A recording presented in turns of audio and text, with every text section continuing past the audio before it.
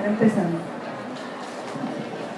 Bueno, ahorita hablamos un poquito sobre el tema, o uno de los temas que vamos a estar conversando.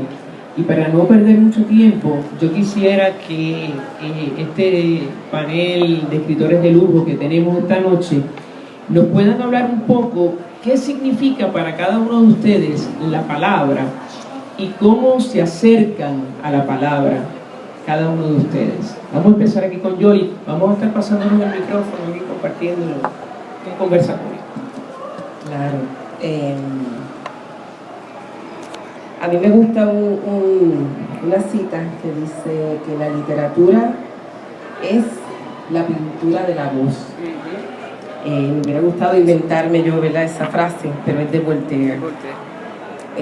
Así que yo creo que es un buen resumen para yo acercarme a la escritura. Yo pienso que darle voz a personajes que necesariamente sean de ficción, pues porque se los inventó mi cabecita, pero que de alguna manera han existido y se han comunicado a través de una sintonía, ¿verdad?, de una energía que puede ser ancestral, que puede ser de empatía con las cosas que suceden alrededor del mundo.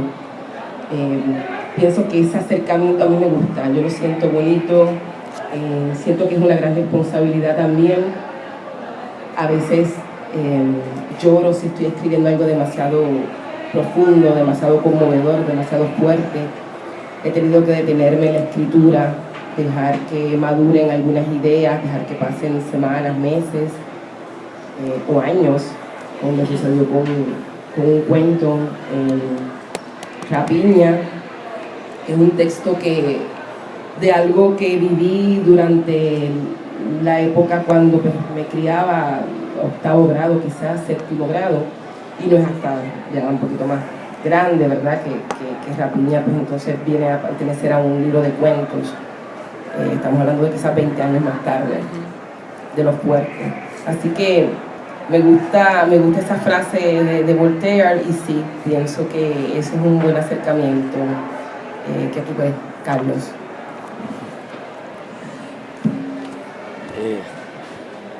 Yo me sintonizo un poco en la línea de Neruda cuando hablaba en un escrito que incluyó en Confieso que he vivido. Él decía que las palabras, que los conquistadores arrasaron con todo, pero que a la misma vez dejaron todo con las palabras. Y pues Yolanda utiliza la experiencia de qué representó escribir esa situación que vivió en su niñez, y la hizo muchos años después a través de un cuento. Yo estoy seguro que parte de ese proceso fue un proceso que implica una catarsis, y que esa catarsis en sí mismo pues da una levedad. Así que como vamos a seguir conversando, voy a pasarle el micrófono aquí a Irma primero, que es la dama, y luego al caballero. Bueno, yo que esperaba tener un break adicional, como decía. Son bromas, gracias. Bueno, primero que nada, muchas gracias a todos por estar aquí. A mí me honra compartir este espacio con este grupo de compañeros escritores, así que me siento como medio extraña, ¿verdad?, entre tantos buenos escritores. Bueno, ¿cómo yo abordo la palabra? Realmente para mí, cuando Yolanda mencionó la frase de Voltaire, yo pensaba en lo que decía Vargas Llosa sobre la ficción. ¿Está muy lejos? Pues yo pensaba en Vargas Llosa, lo que dice sobre la ficción, o sea que la ficción pues dice a veces más verdades que los libros de historia, y a mí eso me encanta, o sea, pensar que la ficción, el poder manejar la palabra,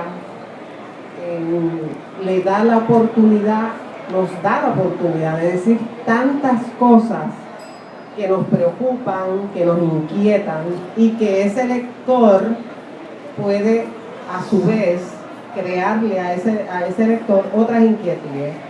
De manera que abordar la palabra viene siempre a mi mente como, como una necesidad en ocasiones.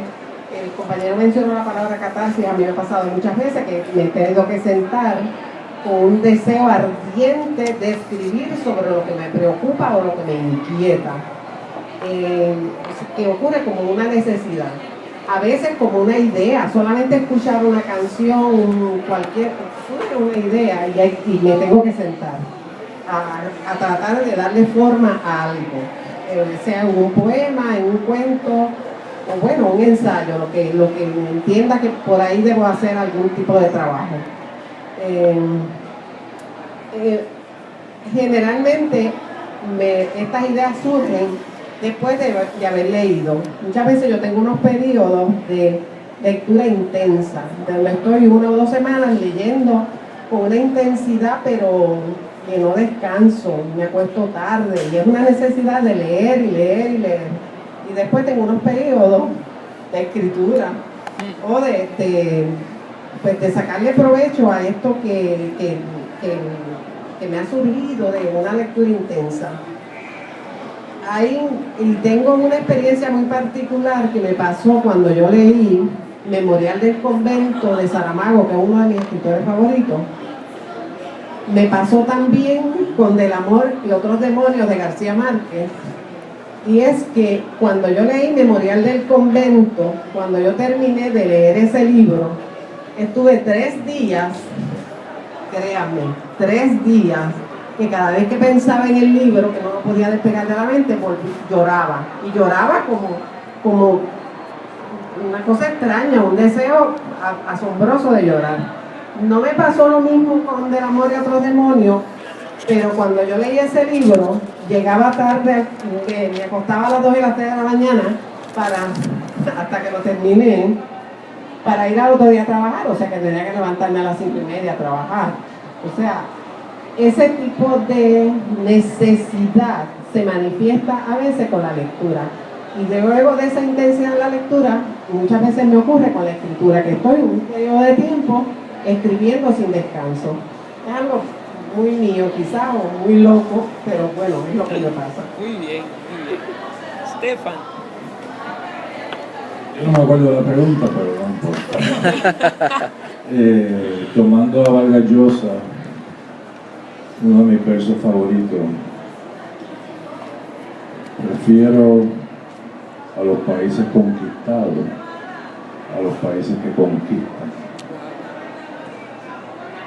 Repito, prefiero a los países conquistados que a los países que conquistan. Es de Wisława Szymborska. Y después de eso, ¿qué uno puede decir? Nada. Mira, la palabra es como yo mirar a mi esposa y decir estoy enamorado. Voy a dar un ejemplo bien radical. Yo con mi edad me he vuelto cada vez más liberal. Se supone que me vuelva más conservador, pero con mi edad yo me he vuelto más liberal. Pero nadie escribe como el Wall Street Journal. El Wall Street Journal escribe mejor que Time Magazine y que el New York Times. Tiene mejores escritores. Y es esa cosa en la palabra que tú dices, coño, qué bien escrito está, qué hermoso está. Aparte de lo que diga, que Donald Trump va a coger para presidente, que es una barbaridad, pero también tiene cierto humor. Pero es esa cosa, esa belleza en esas 2, 4, 6, 10 palabras que ese escritor puso ahí. Y uno se enamora, por lo menos en mi caso, yo me enamoro de esa construcción de palabras. Y vuelvo otra vez, prefiero los países conquistados a los países que conquistan. ¿Qué sé yo? ¿Qué tiene eso? 10 palabras, 15, y lo dice todo.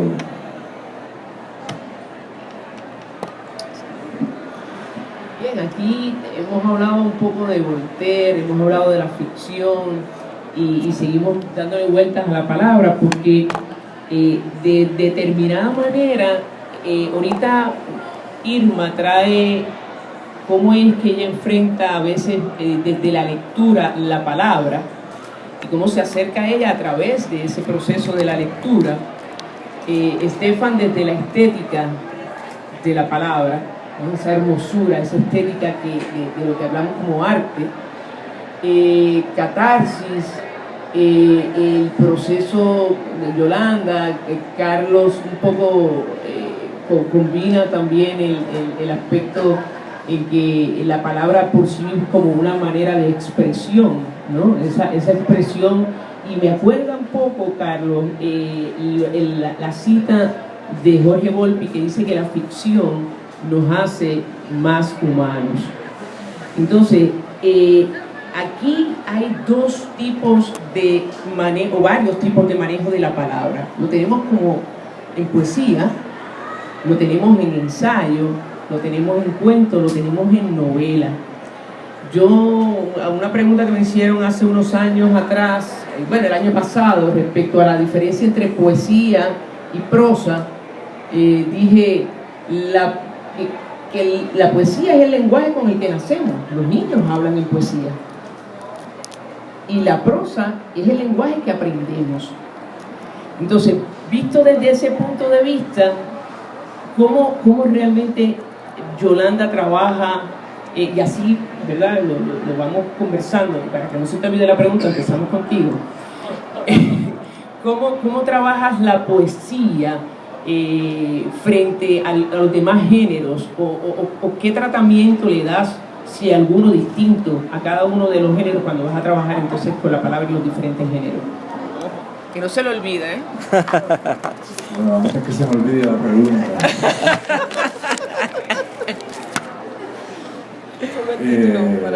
Mi género favorito es la poesía, obviamente. Por mí no escribiría más nada, porque no vale la pena escribir más nada.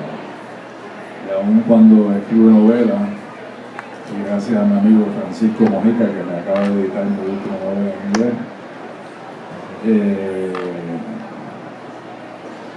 pues el enamoramiento es definitivamente por la poesía. Pensando en el arquitecto que dice less is more,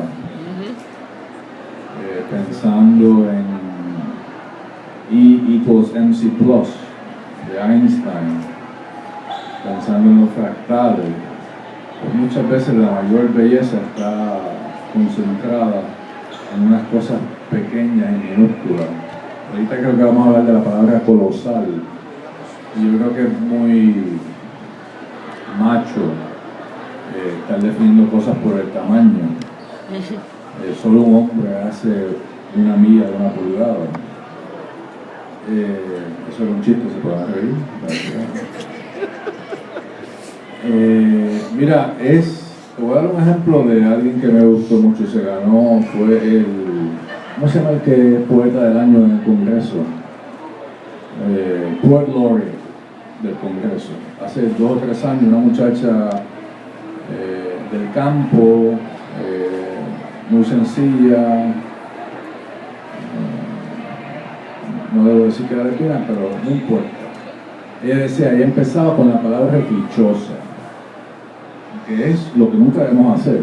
La palabra amor, columpio, pájaro, alma, todo lo que nunca debes usar en un poema. Y ella empezaba sus poemas con esa palabra dichosa. Y de ahí construía unos versos hermosísimos. Y yo pienso, por ejemplo, en madera. Aquí está Tony sabe las cosas indígenas y sabe cosas de madera. El hombre que abraza los árboles. Un hombre que abraza un árbol. Piénsalo. Un hombre que va a Río Piedras, tiene un árbol en particular, porque tiene una relación particular. Y él abraza el árbol. Eso es poesía. Eso es poesía. Eso es poesía. mismo que hacen los niños. Ya se me olvidó lo que te iba a decir.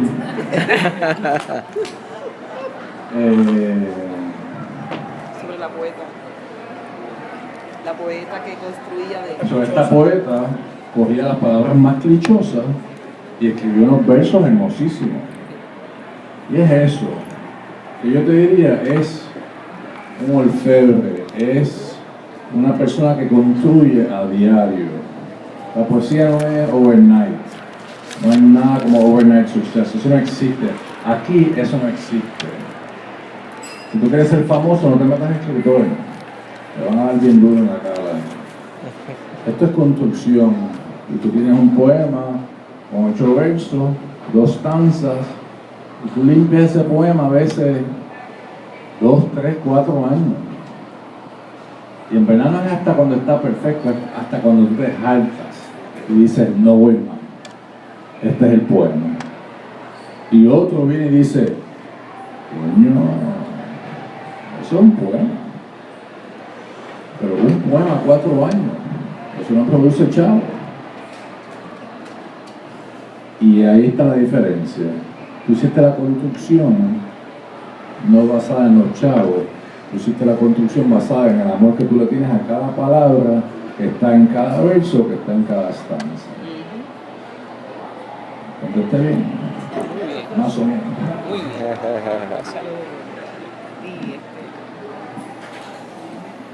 bien. Y Yolanda va a negar que es poeta, pero ella es muy buena poeta. Y ya es hora que saque muchos libros de poesía. Qué bueno. ¿No lo viste? No, es una broma. Yolanda, y Estefan dice, Yolanda es muy buena poeta y es hora que saque más libros de poesía. Sí, lo que pasa es que hay un respeto hacia la poesía, porque me hace llorar demasiado. Entonces, ella está allá y yo acá.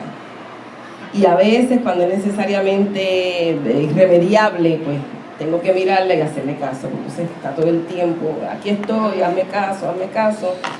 Y de momento un día voy en el carro y me da un guatapanazo, un bofetón, algo, y entonces tengo que hacerle caso. Pero él tiene razón, a mí me gusta mucho la poesía. Es esa relación maravillosa con el texto. Y contestando tu pregunta, fíjate, y eso que dice Estefan, me recordó que en un momento dado yo recibí una llamada telefónica de alguien que ni siquiera vivía en Puerto Rico, y la persona me insultó por teléfono 45 minutos y yo no podía hablar, yo estaba escuchando, y dentro de mí se activaron ciertos procesos cognitivos que ahora mismo no puedo ni nombrar, pero en el momento en que ella terminó de hablar, yo le dije, yo te voy a contestar, pero yo te lo tengo que escribir. Porque escribir es la mejor relación que yo tengo con mi entorno, con el mundo. De hecho, me hago escritora para excusar el que hablaba sola de chica, o el que inventaba amigos imaginarios, o el que prefería estar escribiendo mientras los demás estaban jugando peregrina. Entonces, cuando crecí, yo dije, yo puedo decir que yo soy escritora. Entonces, eso pues me camufla, ¿verdad? Una máscara, una mascarilla, o una máscara. Así que, cuando le empiezo a contestar a esta persona, que empiezo a escribir, lo que yo pienso que le voy a escribir es un poema. Y empecé esta primera página, ya vi estos versos, y de pronto, 5 horas más tarde, tenía 57 páginas. La contestación. Eso fue un jueves. Seguí escribiendo, me detenía, estaba de vacaciones, me acuerdo, me detenía a comer, regresaba, me sentaba, seguía escribiendo, un poco como lo que menciona Irma, es esa catarsis que nos pone ciegos, que no nos permite, o sea, uno lee y lee para luego escribir y leer. Yo no sé si aquí hay madres que alguna vez amamantaron a sus hijos. Yo amamanté a mi hija por 4 años.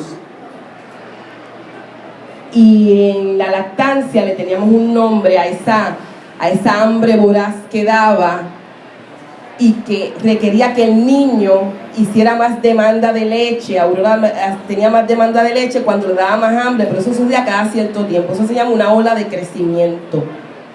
Y usualmente da a las 3 semanas, luego da a los 3 meses, luego da cada 3 meses, luego da al tercer, y así. Es una cosa, ¿verdad?, que tiene que ver con las triadas. Y así yo veo, esa es mi relación también con la escritura. Y en ese momento, ese jueves, que yo empiezo a escribir, me da esa ola de crecimiento, y sigo escribiendo, y cuando yo terminé la carta poema, era el lunes a las 6 de la mañana, y yo había empezado un jueves, y la carta poema tenía 132 páginas. Y yo dije, yo no puedo enviar esto, van a decir que es una ridícula. Y hice lo mejor que sé hacer. Se le envié a mi editor, lo que él hace, que se le envió a su editor, pero yo se le envié en aquel momento a mi editor, que es el profesor Jesús Santiago. Y él me hizo unas correcciones, me hizo unas observaciones, me dijo, esto es una novela, esto ni es un poema, ni es una carta. Y si se quieren enterar del chisme completo, la novela es Violeta. Y por ahí anda.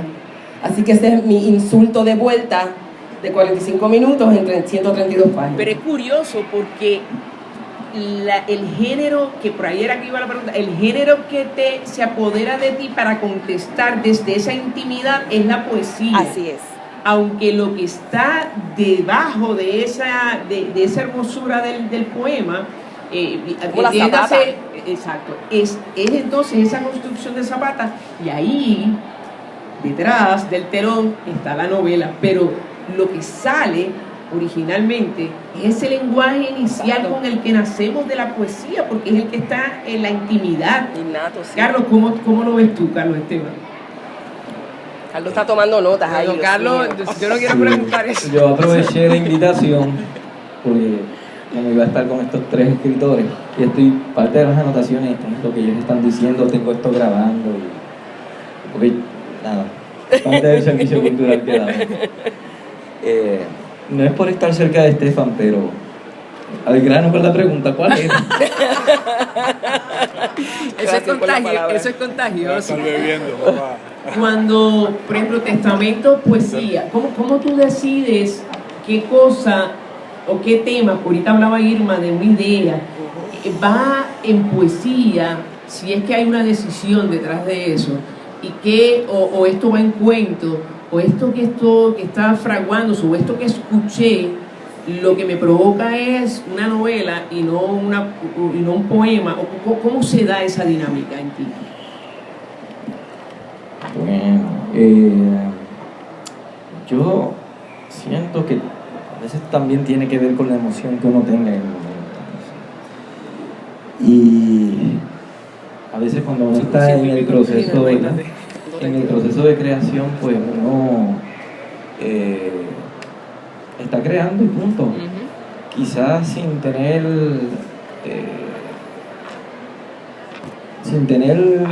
de frente o antepuesto que uno está escribiendo poesía, cuento. En unas instancias se da eso, particularmente entre la prosa poética, la poesía y el microcuento, los aforismos. Hay unos puntos ahí de contacto que uno al final tampoco sale muy claro de qué quedó.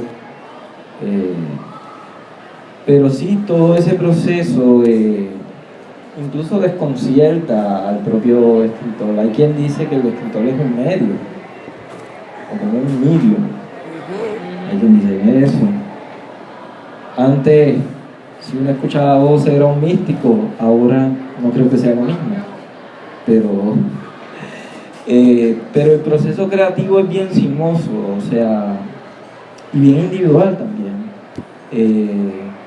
Así que lo que me provoca mucho, honestamente,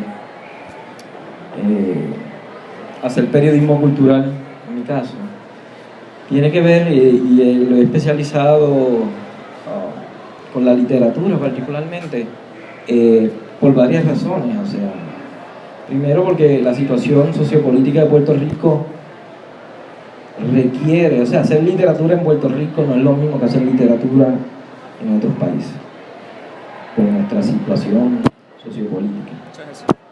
llámele como usted quiera llamarle. O sea que hoy, ayer, que se cumplieron 10 años de la muerte de Enrique Laguerre, en esa dirección yo lo traigo sobre la mesa, porque él hablaba de la importancia de recoger esa crónica. Y entonces, aunque parece que me estoy desviando un poco de lo que originalmente preguntaron, pues no, porque para mí hacer este tipo de periodismo cultural es también tener un aula mayor, donde yo aprendo del proceso creativo de los compañeros. Porque, no sé si fuiste tú, Yolanda, o alguien lo estaba diciendo entre ayer a hoy, que esto es casi cada día empezar en cero. Después que uno está al frente de la página en blanco, es un reto como que se renueva sin necesaria, como hacen los monjes tibetanos con los mandalas, que después que hacen esa pieza hermosa en arena, con colores, luego le ponen el último granito, lo barren de inmediato. Digo, eso tiene, en esa filosofía es una cuestión del apego y todo eso, pero con los escritores me parece que también la metáfora de hacer la creación y disfrutársela y comunicar esa emoción, pues a la misma vez, luego de que uno pone el punto final, pues no sé si es un vacío, algo queda, hasta que uno vuelve a llegar nuevamente a la página en blanco. Así que nada, di unas impresiones en esa dirección. Irma. Gracias. Bueno, pues yo, al igual que el compañero Estefan, prefiero la poesía. Ciertamente en la poesía, y me pasa también como a Yolanda, también me hace llorar. Es cierto, en ocasiones he escrito poemas que he estado llorando. Trato de no escribir la palabra amor, ni la palabra alma, todo eso tiene que ni escribir poemas de amor. Eso sí trato de cuidarlo. Sin embargo, yo reconozco que quizás mis talentos mayores están en el ensayo. Yo creo que soy mejor haciendo ensayo que haciendo poesía. Quizás pienso yo, ¿verdad?, que a lo mejor es por mi experiencia educativa, ¿verdad? Yo vengo del área de la ciencia, de la investigación, del trabajo investigativo, y a mí me encanta el ensayo investigativo y el ensayo literario. Eso me encanta eso. Y cuando me envuelvo en la investigación, me provoca otra cosa, o sea, quiero seguir buscando más y más y más. Sin embargo, reconozco, o sea, que la poesía me apasiona, o sea, leer un buen poema, lograr un buen poema, es algo excelso, es un logro maravilloso. Nunca estoy conforme, nunca que escribo un poema estoy conforme. Yo tengo un poema de descuartizar poemas, que realmente lo que dice es cómo yo construyo un poema que cuando termina lo que son trazos o pedazos de lo que originalmente era, porque es continuamente, pues no estoy satisfecha y vuelvo sobre él y vuelvo sobre él y vuelvo sobre él. Pero sí, la poesía es una maravilla. Sin embargo, también debo decir que no tenemos que escribir un poema para ser poeta. Ahí, ¿verdad? Se puede escribir un hermoso libro, una hermosa novela, un buen cuento y ser realmente una obra muy poética. Así que la poesía está donde quiera. Y un buen ensayo con un lenguaje muy, muy bien trabajado que se puede utilizar la poesía también. Así es que, y eso es una maravilla, descubrir eso. No digo que yo tenga estos talentos, ¿verdad? Pero que no tenemos que sentarnos a escribir un poema como se llama, ¿verdad?, para ser un buen poeta. La poesía está en cualquier género literario. Iba a decir algo más, pero no sé, se me acaba de ir de la mente.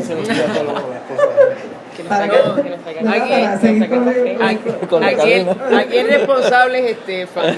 O sea, él inició y esto se ha ido contagiando. Yo me voy a ir moviendo un poco más para acá.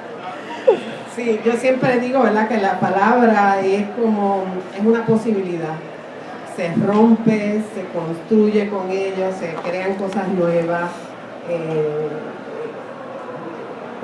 Bueno, es una forma de crear, por supuesto.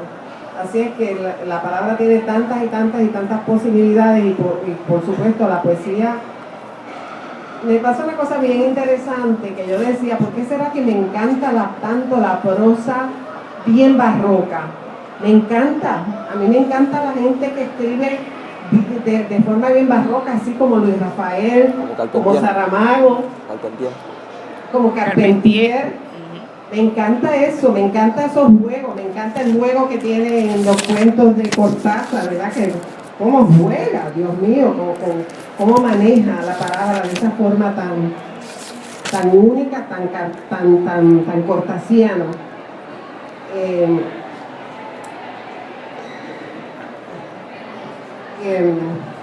Se me vuelve a olvidar lo que iba a decir, ustedes disculpen. Pero yo creo que tú acabas de introducir algo que yo quisiera hacerla como última pregunta, ya que y lo trajiste, y es que, y abrirlo al público, realmente, pásame un momentito.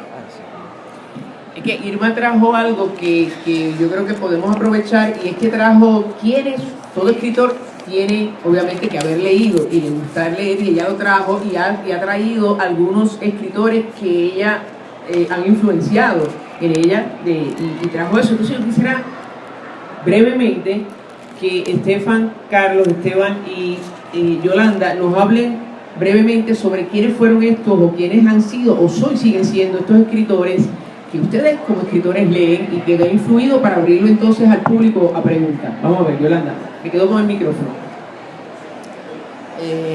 Tengo que decir que Susan Sontag, José Saramago, de aquí de Puerto Rico me fascina Tapia, Alejandro Rivera. Muy bien. Carlos. Pues bueno, mis maestros literarios sin duda fueron Tolstoy, Laguerre, Quiroga y Borges, aunque tengo que hacer una salvedad de que mi mayor influencia en realidad, contrario a lo que pueda parecer, viene de la música y del proceso creativo, particularmente de los Beatles. Y me levanto para llegar hasta Se te cae todo eso. para que no se te olvide. Camus, Steinbeck, Poe. En la Navidad leí La Llamarada. Son tantos. ¿Cómo se llama el checo? Kundera. Szymborska es mi favorita de toda la vida. Es que son demasiados. Y digo esto también, los malos, que son la mayoría, también tuvieron mucha influencia en la escritura. Bueno, pues vamos agradeciendo toda este conversatorio y sobre todo la honestidad, ¿verdad? Yo creo que la palabra honestidad en el escritor es bien importante y el que podamos conversar con ellos con toda esta honestidad respecto a lo que es la herramienta de la palabra y el arma de la palabra es importante. Así que quien pregunta, vamos a abrir al público. Sí, yo llego hasta allí.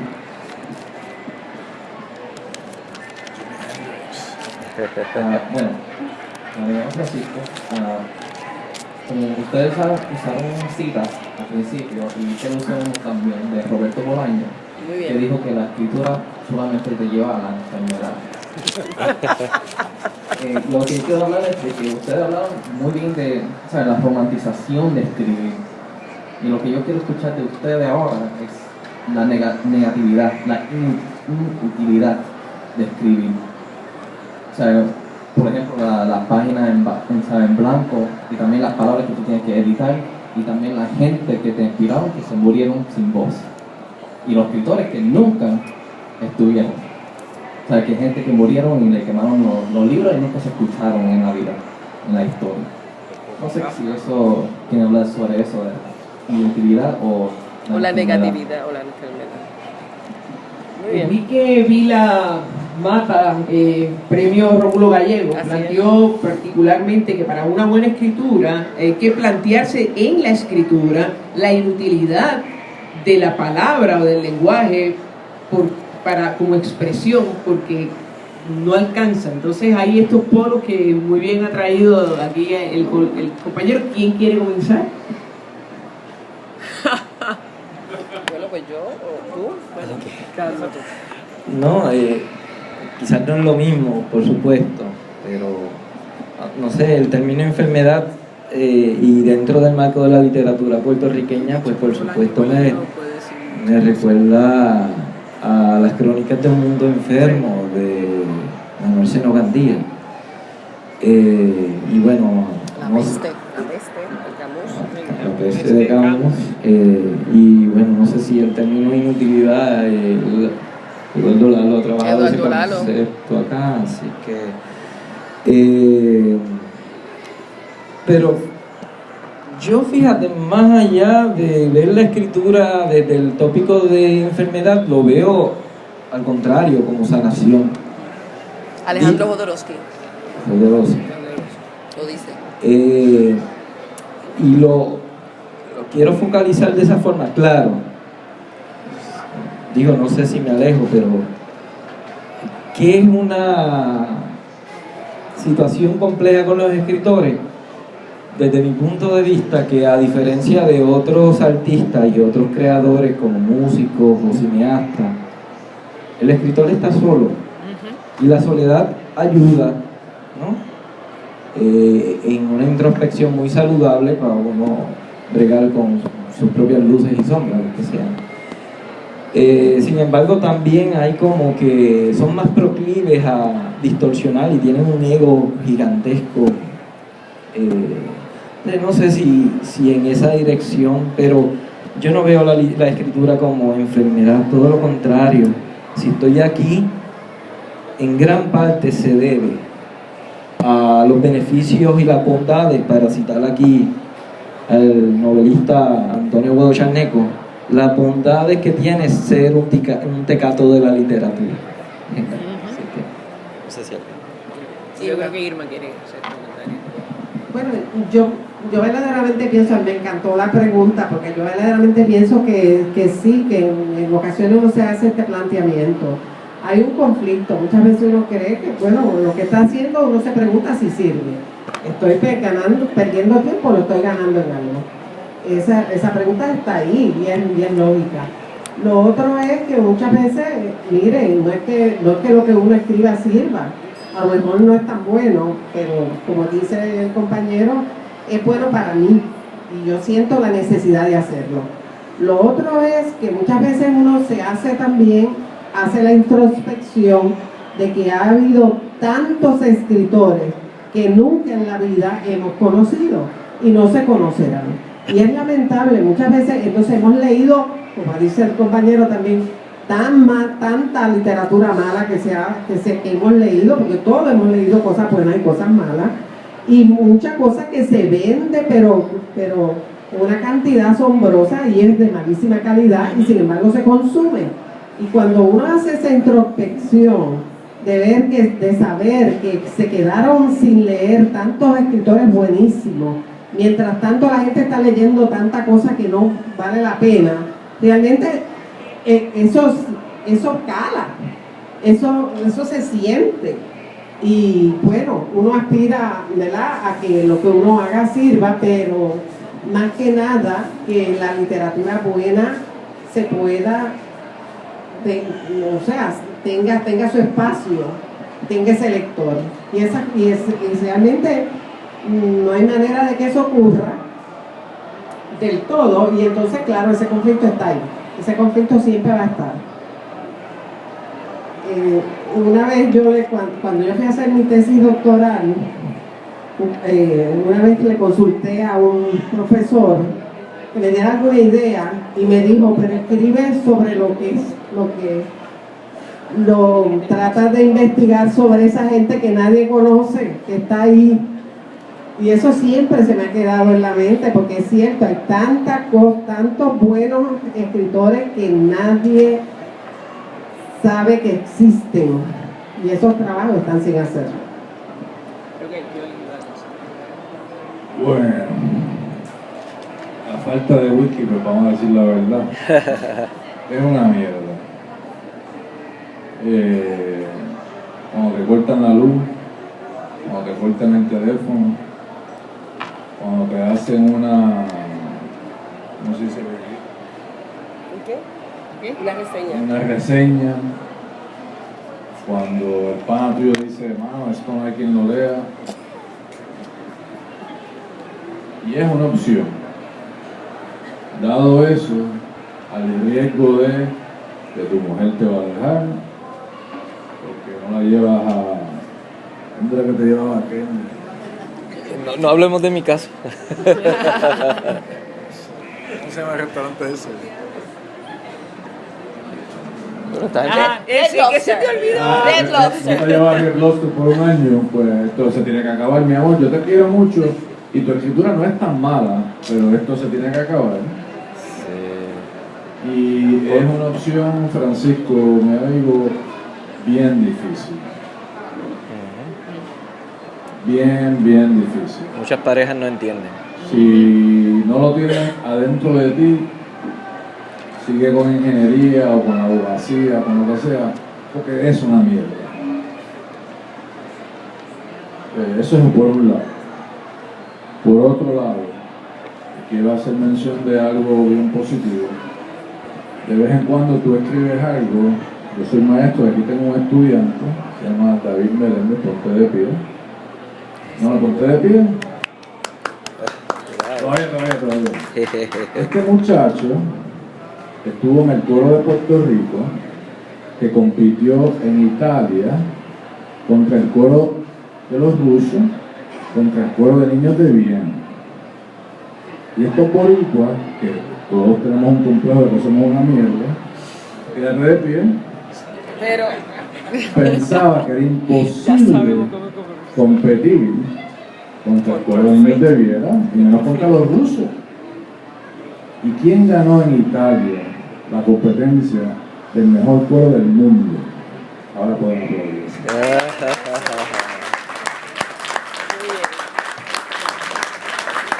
Entonces, a lo que voy ahora es, hay unos momentos que te dan ganas de llorar de esta cosa solidaria, de ese abrazo que casi lo repara todo. Picasso le preguntaron una vez, oye, ¿cómo era vivir en Montmartre? Tiene que haber sido genial. Tú y, ¿cómo se llama este que me encanta? El más famoso, el Matisse. Toda esa gente viviendo juntos, eso era magnífico. Dice, eso era una mierda. Todos teníamos hambre, todos teníamos frío, teníamos que robar para comprar pintura. Siendo famoso es un miqueo. Pero ¿quién conoce a Carlos Esteban? ¿Quién me conoce a mí? 3 gatos, quizás 4. Y llevamos 15 y 20 años escribiendo. Eso es que no es fácil. No es fácil.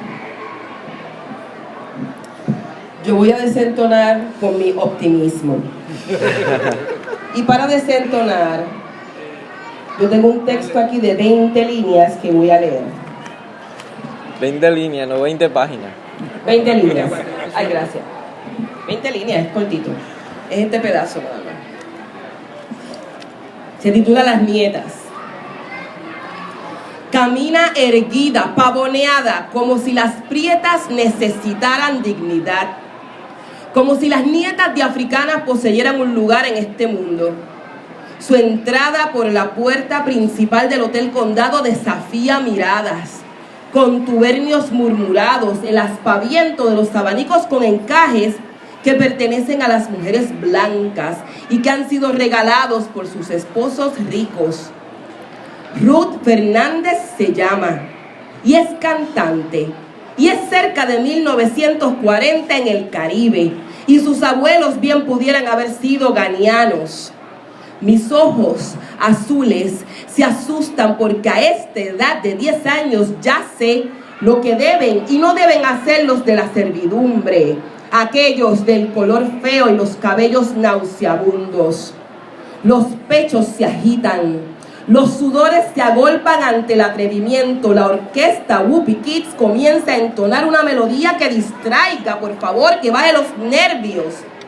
Para sorpresa mía, de mis padres catalanes y del público blanco, la negra de Ponce, que debió haber entrado por la cocina, abre la boca, la abre y estira el cuello, lo estira, modula la voz y armoniza. Entona un repertorio que todavía hoy, 50 años más tarde, me sabe a gloria si cierro los párpados. Mis nietas pequeñas, mulatas de cabellos grifos y encaracolados, tararean las canciones de Ruth que aún sobreviven en los discos de vinilo en nuestro hogar. Ellas hoy no entenderían la palabra segregación. Habría que hacer malabares para explicarles también aquello de abolir. Antes de morir, o algún día, cuando estén listas, yo les contaré, cantaré con ellas como aquella, abriré la boca y estiraré el cuello.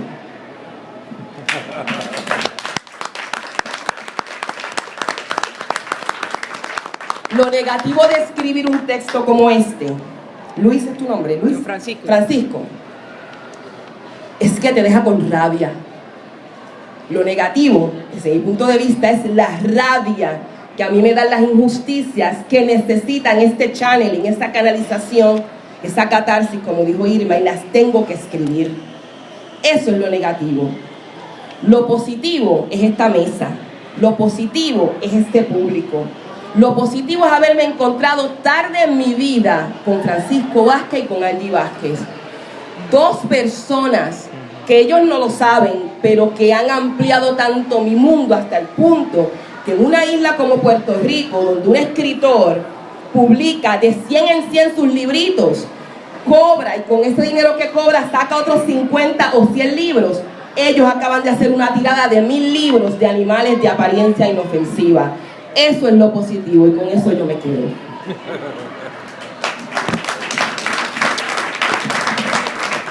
Yo escuché una vez que alguien me dijo, y esto obviamente la pregunta, pero yo creo que yo debo reaccionar, que toda la escritura que perdura duele.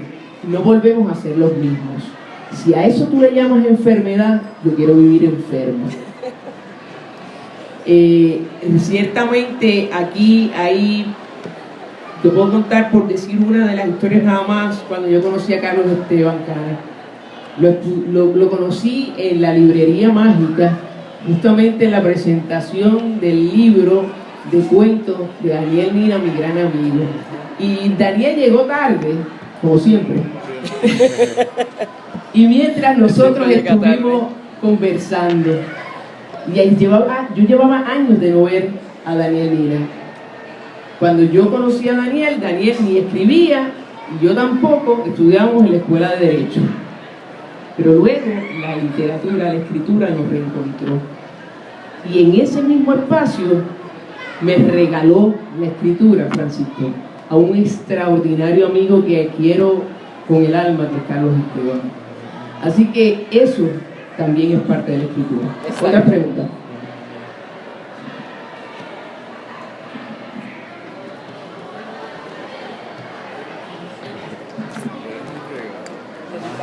Hace aproximadamente un año y medio, a una persona que ocupaba una posición de liderato dentro de la cultura del país, se le preguntó si la literatura, por necesidad, realizaba un rol social, un rol de reivindicación, un rol de aportación a lo que es una nación. Esa persona no viene al caso como contestó, pero de todas formas la pregunta, digamos que no fue satisfecha. ¿Qué piensa cada uno de ustedes sobre el rol social, si alguno? Lo que tú acabas de leer hace totalmente innecesaria la pregunta para ti, pero el rol de la literatura en lo que es el desarrollo de una sociedad.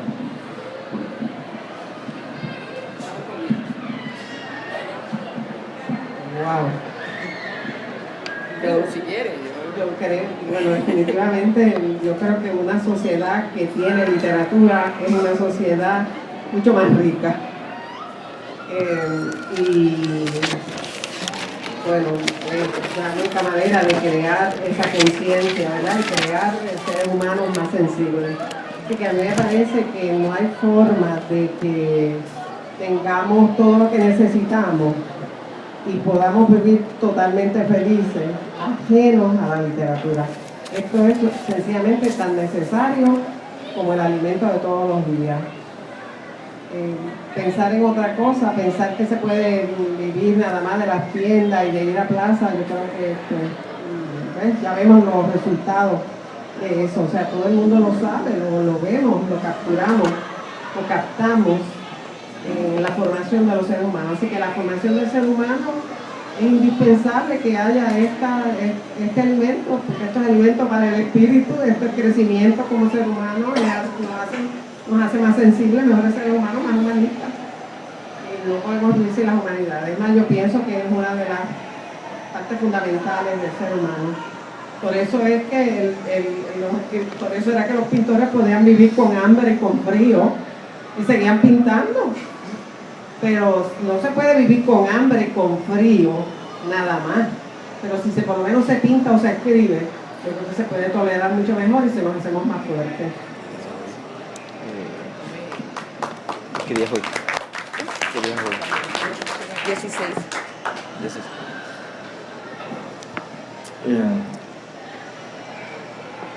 Yo creo que incluso José está muy de acuerdo con lo que plantea Irma, ¿no? Y entonces, ya que la pregunta vino de José, pues te voy a hacer referencia a un artículo que quizás tú leíste en estos días, porque yo también lo leí y vi tu nombre en redes sociales que estaba allí. Pero era el artículo de Harold Bloom. Del New York Times, ¿verdad? En esa misma dirección yo estoy de acuerdo con todas las bondades fehacientes que deja la literatura en una sociedad. Pero sí voy a compartir una cita de él para dejarles esa preocupación. Aún estemos de acuerdo en muchas cosas con él y en otras no, ¿no? Él dice: vivimos en una era digital, es decir, en una era visual, en la que los jóvenes crecen con pantallas de televisión y sobre todo con la pantalla del ordenador. Es muy difícil para ellos aprender a leer correctamente. Traigo empato por ahí toda esta última línea que hemos tenido, porque pienso que leer implica unos esfuerzos que quizás nosotros ya estamos tan acostumbrados a leer que lo encontramos como algo automático. Pero yo que he hecho experimentos con las redes, me he encontrado con que la mayoría de la gente lo que reacciona es a una imagen solamente. Si tú pones algo escrito, Así es. es una minoría abismal. Entonces, vamos, hay un italiano que hizo un libro a finales de los 90 que era del Homo sapiens al Homo videns, ¿no? Pero lo planteó para eso, o sea, todavía no sé qué pensar en una dirección u otra, de qué plantea el futuro, particularmente para los más jóvenes, y el rol de las humanidades en ello. Pero cada uno de nosotros podemos pensar sobre eso y en nuestros espacios, pues, discutirlo, ver de qué forma vivimos un poquito más despiertos, porque de verdad hoy, mientras me estaba preparando un poco para conversar con ustedes, tuve el placer y el privilegio, me lo disfruté, de escribir en una libreta. O sea, no digo de escribir literatura, de escribir. Uno ya está tan con el teclado que nada, o sea, a mí me espanta, por ejemplo, saber que ya hay países que están considerando enseñar en las escuelas a escribir con teclado, no con la mano. Así que, nada, que cada uno de nosotros pues podemos pensar y repensar las humanidades en este nuevo mundo que tenemos en este momento. Me levanté a buscar este librito porque a raíz de una entrevista que tuve el privilegio de hacerle a Estefan para De Letras, luego de haberme leído su novela Temporadas, él comenzó, yo recuerdo que yo le di un título de un libro y él sacó una libretita como esta. Y digo, yo siempre encargo con ella. Yo la tenía más grande, a veces papeles y todo esto. Y de repente, o sea, lo pedí de regalo, ¿viste? Pensando en ti. Y esas son las cosas, pues claro, él escribe una novela en tweets, le cabe muy bien aquí, a mí no, ¿verdad? Pero de todas maneras yo he hecho lo que puedo. Pero allí, en ese libro, en esa novela, yo conocí a Estefan. Lo que no hubiera podido conocer de él como ser humano, en su condición humana y como escritor, y me hubiera demorado años. Yo creo que esos son los puentes que tiene la literatura. Y eso es lo que Jorge Volpi hablaba sobre la ficción para que nos hace mejor seres humanos. Así que si es necesario, claro que es necesario. Lo necesitamos porque si no, vamos a morir. Pregunta.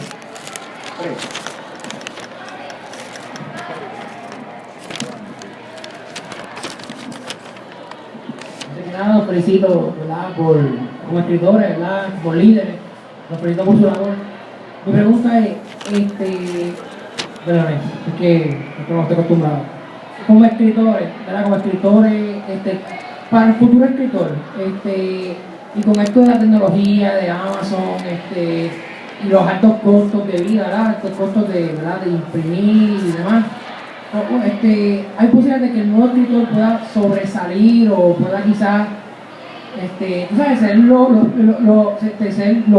líderes que hagan, o sea, que la escritura se mantenga vigente, o sea, porque antes quizás llevar unas ventajas, pero ahora, aunque hay una ventaja tecnológica, ahora con todos los costos de vida, ahora es más todo, como ustedes dicen, visual, no les gusta la imagen, no les gusta leer. ¿Cómo ustedes ven esto? Esta es la parte que a mí más me divierte cuando modelo, porque es la parte de hacer un ejercicio. ¿Quién comienza?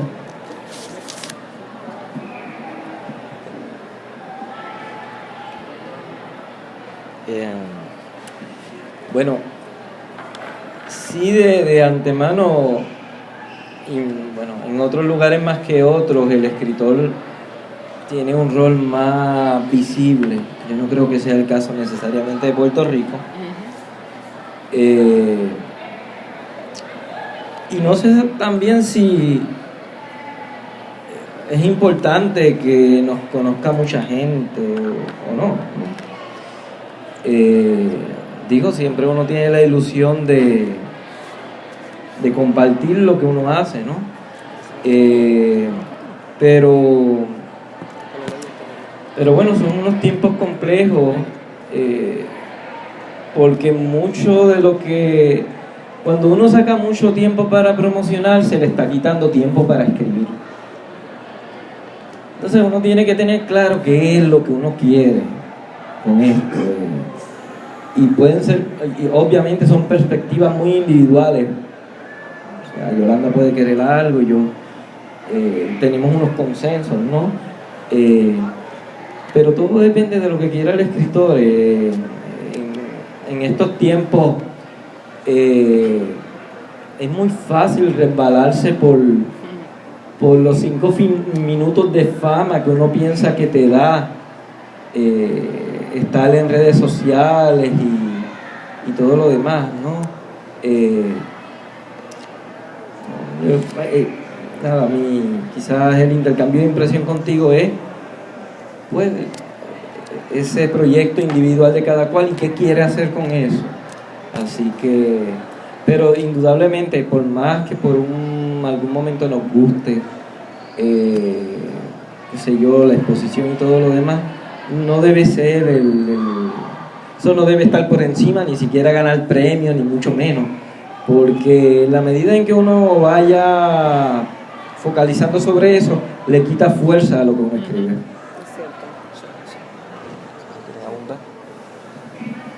Bueno, yo pienso, ¿verdad?, que los medios que tenemos ayudan. Hay unos espacios ahí que se pueden utilizar adecuadamente, ¿verdad?, que el escritor de hace 50 años no tenía.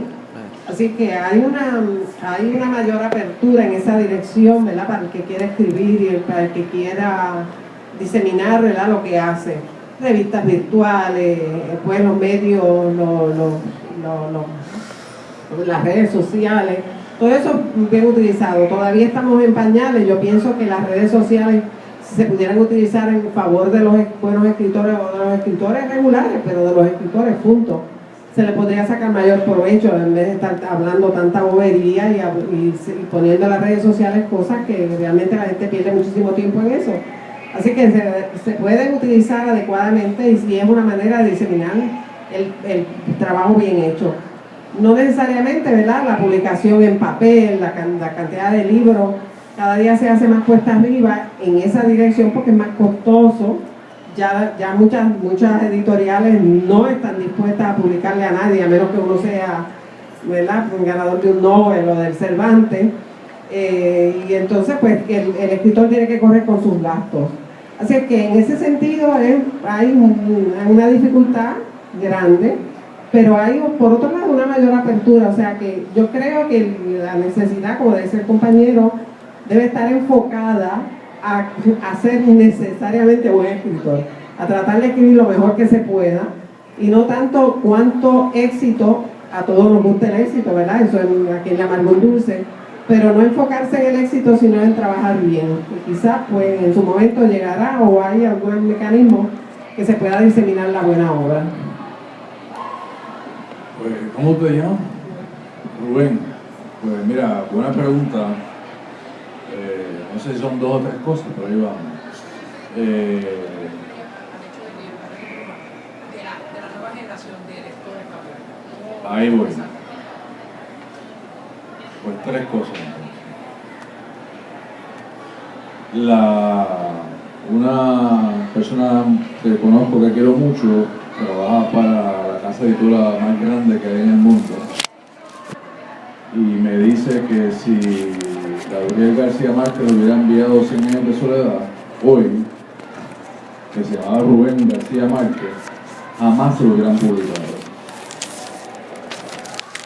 Jamás se lo hubieran publicado. ¿Cómo se llama la Rayuela? Cortázar. Cuando Cortázar le enseña a Rayuela a García Márquez dice: yo no sé sobre este libro.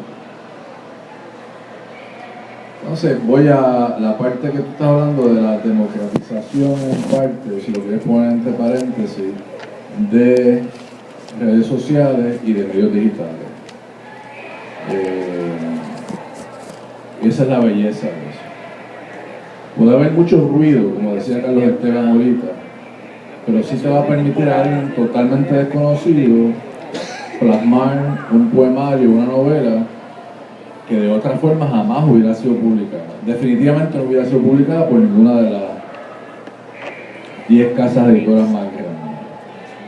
Que de hecho es peor que el totalitarismo, es peor que la Unión Soviética. Te voy a decir por qué. Ellos quieren 350 páginas, de 10 a 20 capítulos, y tiene que haber sexo cada 15 páginas. Si no, no me interesa. Entonces, léete el New York Times bestseller. Te voy a decir lo que es, no tienes que buscarlo. Los primeros 10. Hay 7 que son de espionaje o de homicidio. ¿Ok? Hay 2 que son lo que llaman esos temas de mujer, algo ahí romántico, donde al final todo se resuelve. Y hay uno raro. una cosa rara ahí, Tuesdays with Morrie, ese tipo de cosas, los que se cuelan. La semana que viene, búscate el New York Times, otra vez la misma porquería. ¿Por qué? Porque esa Unión Soviética de la literatura no te va a permitir publicar más nada. Y solamente estos locos, todos estos que están aquí, que están bien tostados, yo conozco a la mayoría de esta gente, ten cuidado con hacer amistades con ellos. Dicen, yo creo en lo que estoy escribiendo y lo voy a publicar.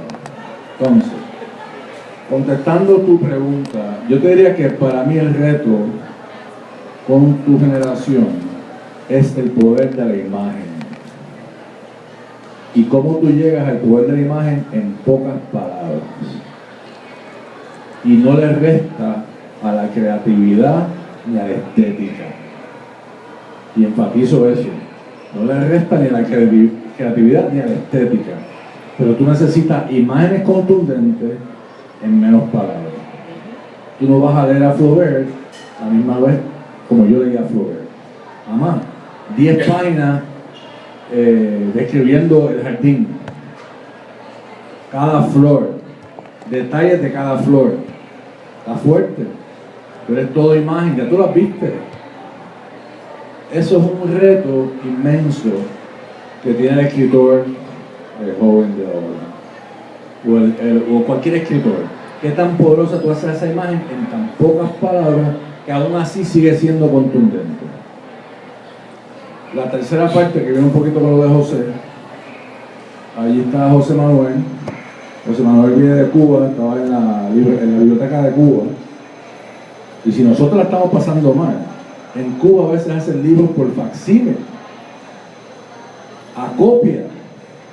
Y copia con, ¿cómo se llama el papel ese? Papel carbón.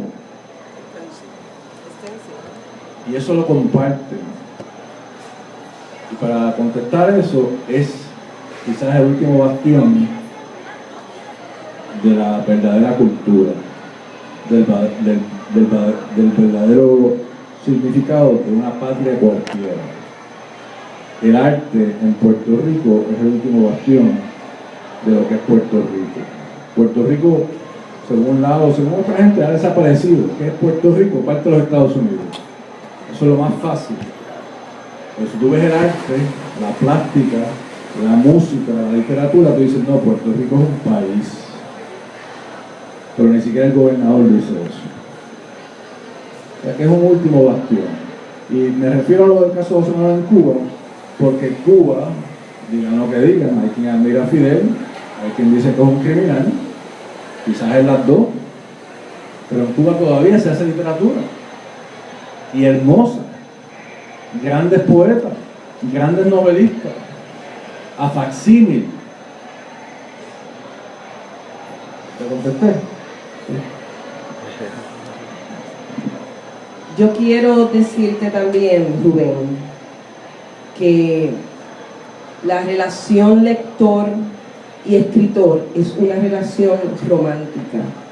Es como un noviazgo. Entonces, el lector tiene que mirar ese escritor que quiere escribirle a él. Así que tú vas a mirar los escritores que quieran escribirte a ti. Te digo esto porque yo, de 8 a 5, yo trabajo en tecnología educativa. Y eso afortunadamente me ha puesto muy de cerca con las nuevas tecnologías de la información y con las nuevas generaciones. Hay un autor cuyo nombre es Mark Prensky, que él escribió un libro en el 2012, cuyo título es Nativos Digitales. Y él asegura, y yo estoy de acuerdo con él, de que el lector joven todavía lee, porque para usar esto tiene que leer, tiene que saber para qué sirve, para saber cómo sirve tiene que haber leído. Si está mirando una imagen, la imagen también es una clave de lectura. La imagen tiene su propio corpus, su código, su códice. Así que yo le apuesto a que las nuevas generaciones sí también tienen unas opciones de lectura. Es como dijo Estefan, van a haber casos donde tenemos escritores que se quieren manejar todavía con el asunto, con el lenguaje decimonónico, pero habrá quienes escriban una novela en tweets, como lo hizo él, ¿verdad? En mi caso, yo no sé si tú has notado mi camiseta tiene un lema muy interesante y muy importante para mí. Yo soy una negra desobediente. Y el que quiera conocer de negras desobedientes o compra animales de apariencia inofensiva, enseña la portada, Irma. Que creo, me parece a mí, que tiene una negra desobediente en portada, o adquiere Las Negras, que también trata sobre la época esclavista, donde hubo negras desobedientes que decidieron rebelarse. Entonces, no hace falta una gran campaña publicitaria para trabajar estos dos libros. Hace falta que alguien un día me mire y lea y me pregunte, ¿y eso? ¿Tú sabes cuánta gente a mí me pregunta en la calle por esta línea? Y yo no le digo, es una t-shirt que yo compré, es que tienes que leer Animales de Apariencia Inofensiva. ¿Te das cuenta? Oh, sí. Entonces, todo va a depender del tipo de relación romántica que yo, escritora, quiera tener contigo, lector. ¿Entramos a ese noviazgo? ¿Sí? Entonces, aquí están los libros. Dile que sí, no te vas a arrepentir. ¿Alguien más con alguna pregunta para alguno de nuestros escritores? Sí. Yo quería tal vez aportar un poquito sobre el hecho que el escritor no puede olvidar dónde está su lector. Y los lectores están en las redes sociales. Allí es donde más invierten su tiempo. Los escritores no pueden mantenerse ajenos a su audiencia, sino entonces para quién escribimos.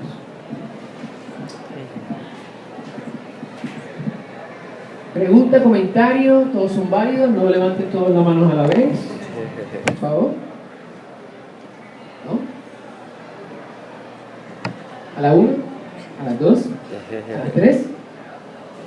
Bueno, pues nos resta agradecer a cada uno, a Yolanda, Carlos Esteban, Estefan y a Irma, con un gran aplauso por su tiempo, su compañía, su honestidad, por la transparencia, a María por haber ideado este conversatorio con un tema extraordinario que a mí me fascinó, y al PEN y su presidente por habernos concedido este espacio, que es también su casa, y que todos los martes nos reunimos aquí y quedan cordialmente invitados para el martes que viene.